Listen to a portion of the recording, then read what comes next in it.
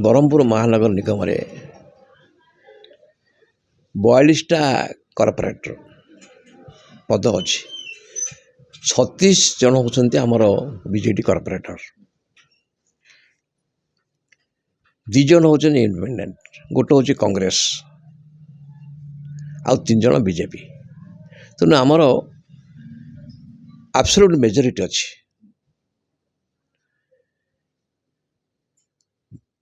ଆଉ ଗୋଟିଏ କଥା ହେଲା ଯେ ଯେତେବେଳେ ଜଣେ ସ୍ୱାଧୀନ ପ୍ରାର୍ଥୀ ମେୟରକୁ ଆଉ କମିଶନରକୁ ଅସାଧାରଣ ଆଚରଣ ମାନେ ଯେଉଁ ଯାହା କହନ୍ତି ତାଙ୍କୁ ଅପମାନ ଦେଲା ଭଳିଆ କହିଲେ ସେ ସ୍ୱାଧୀନ। ଆମର ଯେଉଁ ବିଜେଡି କର୍ପୋରେଟ ମାନେ ତାଙ୍କ ସହିତ ତାଳ ଦେଇକି ଗୋଳମାଳ କଲେ, ବାହାରୁ ଗଲେ, ଆଉ ଥରେ ଗେଟ୍ ବନ୍ଦ କଲେ, ଏଇଟା କରିବା କଥା ନୁହଁ। କାହିଁକି ବର୍ତ୍ତମାନ ବ୍ରହ୍ମପୁର ମହାନଗର ନିଗମରେ ଆବସଲ୍ୟୁଟ୍ ମେଜର ଅଛି ବିଜେଡ଼ିର। ଏଇଟା ଆମେ କହିବା ଯେ ଆମେ ବିଜେପି ରାଜ୍ୟରେ ଥିଲେ ମଧ୍ୟ ବ୍ରହ୍ମପୁରରେ କିନ୍ତୁ ବିଜେଡ଼ିର ଆବସଲ୍ୟୁଟ୍ ମେଜରିଟି ଅଛି, ଶାସକ ଦଳ ଭଳିଆ। ଆମର ଯେ ମେୟର ଜଣେ ବହୁତ ବିଜ୍ଞ ଉଚ୍ଚଶିକ୍ଷିତା, ସେ ସମସ୍ତଙ୍କର କାମ କରୁଛନ୍ତି, ବିଭିନ୍ନ ଜାଗା ବୁଲୁଛନ୍ତି। ସେ 2 ବର୍ଷ ଭିତରେ ବହୁତ ଉନ୍ନୟନମୂଳକ କାମ କରୁଛନ୍ତି। ତାଙ୍କର ମଧ୍ୟ ସେ ମାନେ ବିଭିନ୍ନ ଅଞ୍ଚଳ ଯାଇକି ନିଜେ ଦେଖୁଛନ୍ତି। ଯଦି କିଛି ସମସ୍ୟା ହେଲା ତାହେଲେ ଆମେ ବିଶୃଙ୍ଖଳା ନ କରିକି ଶୃଙ୍ଖଳା ସହିତ ତାଳ ଦେଇକି ତାଙ୍କ ତ ରହିବାକୁ ପଡ଼ିବ। ଯେଉଁ ଜିନିଷଟା ଆମେ କହିବା ସେଇଟା ଆମେ ନିଜ ଜାଗାରେ ରହିକି ତାକୁ ମାନେ ଶାନ୍ତିପୂର୍ଣ୍ଣ ଭାବରେ ଆମେ କହିପାରିବା। ତେଣୁ ଏଇଟା ଆମେ ଠିକ ନାହିଁ। ଏଇଟା କୁହାଯାଉଛି ବ୍ରହ୍ମପୁରର 2 ପୂର୍ବତନ ବିଧାୟକଙ୍କ ମଧ୍ୟରେ ଚାଲିଛି ଗୋଷ୍ଠୀ କଙ୍କାଳ, କ'ଣ ସତ? ନାଇଁ, ଯେତେବେଳେ ନିଜର ବିଜେଡି ବିଧାୟକ ବିଜେଡି କର୍ପୋରେଟର ମାନେ ଏ ଯେଉଁ କାଉନସିଲ ହଲରେ ତଳେ ବସି ପଡ଼ିଲେ, ଗେଟ୍ ଗଲେ, ଏଇଟା ଯିବା କଥା ନାହିଁ। କାହିଁକିନା ଆମେ ଅଛେ ମେୟରଙ୍କ ସହିତ, ଏଠି ରୁଲିଂ ପାର୍ଟିରେ ଆମେ ଅଛେ, ତାଙ୍କୁ ସହଯୋଗ କରିବାକୁ ପଡ଼ିବ। ଯେଉଁ ଜିନିଷଟା ଆମେ ଶାନ୍ତିପୂର୍ଣ୍ଣ ଭାବରେ ସମାଧାନ ହେଇପାରିବ। ଆମେ ଯେଉଁ ବର୍ତ୍ତମାନ ଏ ଯେଉଁ ଘଟୁଛି ଯେ ଗୋଟେ ଗଣ୍ଡଗୋଳ ହେଇଯାଉଛି, ସେ ଯୋଗୁଁ ଜନସାଧାରଣ ଭାବୁଛନ୍ତି ଯେ ଯେଉଁ କର୍ପୋରେଟର ମାନେ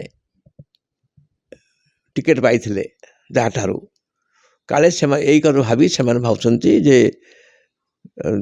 ଆମର 2 ମାନେ ଗୋପାଳପୁରର ଯିଏ ଥିଲେ ମାନେ ବିଜେଡି ପ୍ରାର୍ଥୀ, ବ୍ରହ୍ମପୁର ପ୍ରାର୍ଥୀ, ତାଙ୍କ ଭିତରେ କିଛି ଅଛନ୍ତି ନାହିଁ, ଆମ ଭିତରେ କିଛି ନାହିଁ।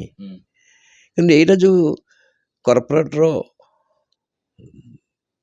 ସମ୍ମାନିଆ କର୍ପୋରେଟର ମାନେ ଯେଉଁ କରୁଛନ୍ତି, ଏଇଟା ଶ୍ରବଣୀୟ ନୁହଁ। ସେଇ କଥାଟାକୁ ଆମେ ସମ୍ମାନ ଦେଇକି ମେୟରଙ୍କୁ କହିପାରିବା, ସମ୍ମାନ ଦେଇକି ଯେ ଜଣେ ବରିଷ୍ଠ ପ୍ରଶାସକ ଅଛନ୍ତି, ଯେ କମିଶନର, ସେ ଆମକୁ ସାହାଯ୍ୟ କରିବାକୁ ଅଛନ୍ତି, ଆମକୁ ଆସିଷ୍ଟ କରିବାକୁ ଅଛନ୍ତି, ତାଙ୍କୁ ଆମେ କିଛି ଅପମାନ ସୂଚକ କଥା କହିକି ଆମେ ତାଙ୍କୁ ତାଙ୍କର ସମ୍ମାନକୁ ନଷ୍ଟ କରିବାନି। ଆମେ ତାଙ୍କୁ ସେଇଟା ସେଇ ଯେଉଁ ହଟିଗଲା, ମେୟରଙ୍କୁ କହିବା, କମିଶନରଙ୍କୁ କହିବା, ଏଇଟା ଆମେ କହିବା କଥା ନୁହଁ। ବର୍ତ୍ତମାନ ବିବାଦ ସେ ସ୍ୱାଧୀନ କର୍ପୋରେଟ କହିଦେଲେ ତାଙ୍କୁ ଆମେ ସମର୍ଥନ କରିବାର ନୁହଁ। ବର୍ତ୍ତମାନ ବିବାଦ ଉଗ୍ର ରୂପ ଧାରଣ କରିଛି। ଏ ଉଗ୍ର ରୂପର ନାଇଁ, ସେମାନେ କର୍ପୋରେଟ ମାନେ ହୃଦୟଙ୍ଗମ କରିବାକୁ ପଡ଼ିବ। କାହିଁକି ଯେହେତୁ ଆମେ ଅଛେ 36, ଆମେ ଶାନ୍ତିପୂର୍ଣ୍ଣ ଭାବରେ ଜଣେ ଉଚ୍ଚଶିକ୍ଷିତା ମେୟରଙ୍କୁ ସମର୍ଥନ କରିବା, କମିଶନର ସାହାଯ୍ୟ ନେବା, ବ୍ରହ୍ମପୁର ବିକାଶ ଘଟିବ। ଯେଉଁ କର୍ପୋରେଟର ମାନେ ବିରୋଧ କରୁଛନ୍ତି, ସେମାନେ କାହିଁକି ବିରୋଧ କରିଲେ, ସେମାନେ କ'ଣ ଚାହୁଁଛନ୍ତି? ନାଇଁ, ସେମାନେ କ'ଣ ଚାହୁଁଛନ୍ତି ବୋଲି ସେ ଗୋଟେ ଜିନିଷ ହେଲା, କୋଡ୍ ଅଫ୍ କଣ୍ଡକ୍ଟ ମ୍ୟୁନିସିପାଲିଟିର କର୍ପୋରେସନ ଆକ୍ଟ ପଢ଼ିବାକୁ ପଡ଼ିବ। ଆପଣ ଦେଖିଥିବେ ବିଧାନସଭାରେ ଯେଉଁ ରୁଲିଂ ପାର୍ଟି ଅଛନ୍ତି, ସେମାନେ ରୁଲିଂ ପାର୍ଟିର ଯେ ନେତା ତାକୁ ସମର୍ଥନ ମାନେ ବିରୋଧ କରୁନାହାନ୍ତି। ଅପୋଜିସନରେ ଯିଏ ଅଛନ୍ତି, ଅପୋଜିସନ ଲିଡର, ତାଙ୍କ ନିଜ ଦଳ କ'ଣ କିଏ ବିରୋଧ କରୁଛି? ଯେଉଁମାନେ ଏବେ ବିରୋଧ କରିକି କମିଶନରକୁ ମଧ୍ୟ କିଛି ଅପମାନଜନକ କଥା କହିଛନ୍ତି ସେଟା ଠିକ୍ ସେମାନଙ୍କ ଉପରେ କ'ଣ କାର୍ଯ୍ୟାନୁଷ୍ଠାନ ସେଇଟା ସେଇଟା ଠିକ୍ ନୁହଁ। କାହିଁ ଠିକ୍ ନୁହଁ? କାର୍ଯ୍ୟାନୁଷ୍ଠାନ ନିଆହବ? ନାଇଁ ଶୁଣନ୍ତୁ, ସେଇଟା ଆମେ ଠିକ୍ ନୁହଁ। ଆମେ ମେୟର ସହିତ ରହିବାକୁ ପଡ଼ିବ। ଆମର କାମ ବହୁତ ହେବ। ଆପଣ ଦେଖିବେ ବ୍ରହ୍ମପୁର ସହରରେ ମୁଁ 24 ବର୍ଷ MLA ଥିଲି। 2008 ମସିହାରେ ମହାନଗର ନିଗମ ଜନସାଧାରଣ ଦାବି ଫଳରେ ମାନ୍ୟବର ନବୀନ ପଟ୍ଟନାୟକ କଲେ। ଗୋଟିଏ ଖାଲି ମୁଁ ଏକ୍ଜାମ୍ପଲ୍ ଦେବି, ପାନୀୟ ଜଳର ସମାଧାନ ହେଇଗଲା। ଆପଣ ଦେଖିବେ ଏ ଯେଉଁ ଆମର ବିଜୁ ପଟ୍ଟନାୟକ ପାର୍କ ହେଲା, ସବୁ ଯେଉଁ ହେଇଛି। କଥା ହେଲା ଯୋଉ କର୍ପୋରେଟର ମାନେ ବିବାଦ ଘରକୁ ଆସିଛନ୍ତି ସେମାନଙ୍କ ଉପରେ କୌଣସି କାର୍ଯ୍ୟାନୁଷ୍ଠାନ ନାଇଁ ଶୁଣୁ, ସେଇଟା ମୁଁ ଶୁଣନ୍ତୁ, ଆମେ ଯଦି ଏକଜୁଟ ରହିବା ବ୍ରହ୍ମପୁର ସର୍ବାଙ୍ଗୀନ ଉନ୍ନତି ହେଇପାରିବ। 5ଟା ଓଭରବ୍ରିଜ୍ ହେଲା, ଆମର ବିଜୁ ପଟ୍ଟନାୟକ ସାଂସ୍କୃତିକ ଭବନ ହେଲା, ବେଳାବନ୍ଧ ବର୍ତ୍ତମାନ ଚାଲିଛି, ରାମଲିଙ୍ଗ ମନ୍ଦିରଟା ଦେଖିବାକୁ ମଧ୍ୟ ଏତେ ସୁନ୍ଦର ହେଇଛି, ଲୋକ ଦେଖିବାକୁ ଆସୁଛନ୍ତି।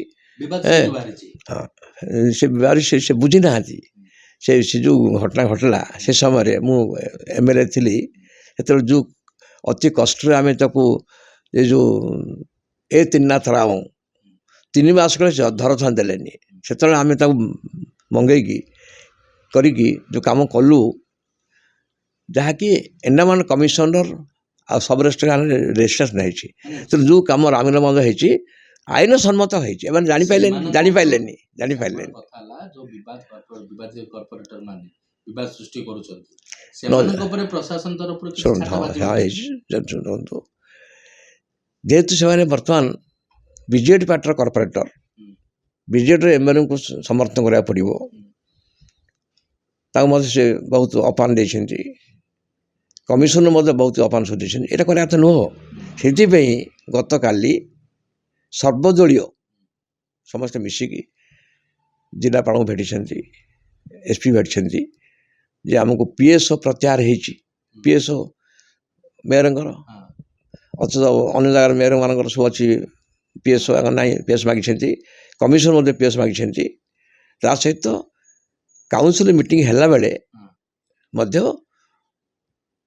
ଆଇନ ପରିସ୍ଥିତି କେମିତି ଠିକ୍ ରହିବ ସେଥିପାଇଁ ମଧ୍ୟ ସେ ମାନେ ପୋଲିସର ସାହାଯ୍ୟ ମାଗିଛନ୍ତି।